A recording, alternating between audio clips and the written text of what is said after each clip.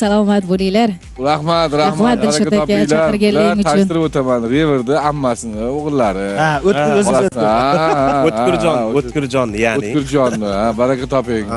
O'zi o'tkircha hech kim tanimaydi, Revertni taniydi ko'pchilik. Tomoshabinlarimiz shu Yangiqo'rg'onda juda ham ko'p Mr. Qaqa bor, yana bastakorlarimizga she'rni kim yozgan bu qo'shiq ayollar go'zal. she'rini Kenjaxonim.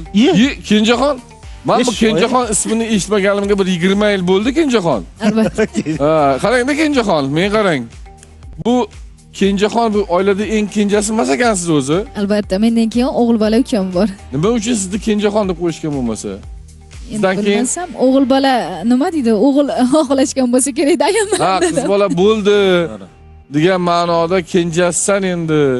O'g'iloyni bilardim endi. O'g'iloy borligini bilardim. Kenjakani bilardim. Kenjaka eshitgan. Ha, bizda kenja polvon. Rahmat qani Kenjakani, yoqib Kenjakani eshitganmisan? Ha, eshitganman. Lekin mana Kenjaxonni birinchi juda ham chiroylisiz ekan, ha? Rahmat.